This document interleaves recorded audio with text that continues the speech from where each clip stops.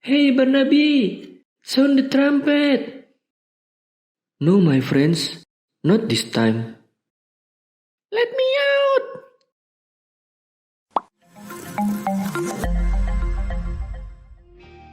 Barnaby, Little P.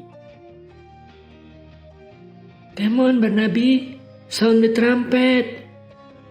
While sticking his trunk up, Barnaby let out a loud voice. Everyone was amazed when Barnaby let out a trumpet sound from his trunk, especially his classmates. That's Barnaby.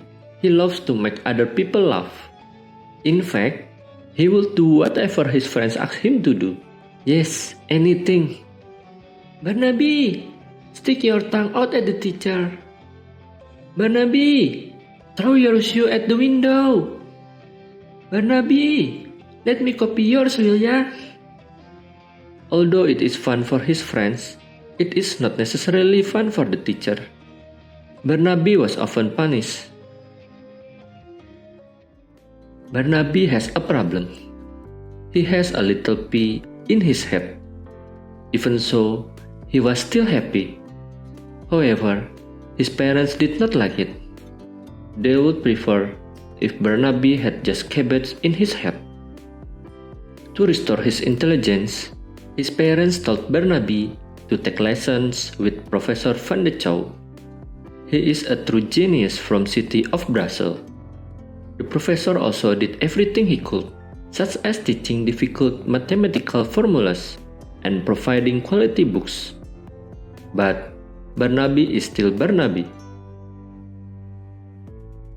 Barnaby's parents are upset. However, they still have other ideas. They then made an appointment with Dr. Broccoli in Italy. He is a renowned surgeon worldwide. People said he can treat and cure all diseases, and also grafting cabbage, even on Barnaby's head. The next day, Barnaby walked into the operating room. Professor Broccoli opened the little door above Barnaby's head and took out a little pea. The little pea was so excited that the doctor had to put it in a glass jar. Instead of a little pea, the doctor put cabbage leaf inside Barnaby's head. After the operation, Barnaby's parents were hopeful. Then, the doctor gave them the little pea and said, "I'm giving this little pea to you as a keepsake." Since then, Barnaby has felt strength. He felt no better, but no worse either. It's just weird. There were new words in his head, the word he didn't even know before. Hey Barnaby, sound the trumpet, said his friends. Barnaby wasn't sure he could do it. He wasn't sure at all. No, my friends, not this time. Now, Barnaby even diligently read. He likes thick books where the writing is small and there are no pictures. He also read books on science and mathematics. Even Barnaby's parents are losing to his intelligence. Now that he is smart, he is no fun anymore. He didn't make any more trumpet sounds. He didn't throw his shoes anymore. He didn't stick out his tongue either.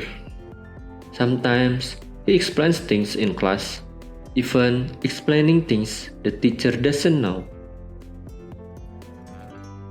Every night, Barnaby looks at his little pea in the jar. You are the one who make the trumpet sound so good. It's a lot of fun for my friends. The little pea was hopping. He likes to make trumpet sounds. Let me out, asked the little pea. Barnaby opened the jar and let the little pea out. Once free, the little pea was jumping all over the place. He jumped up and down in Barnaby's room. Barnaby was after him.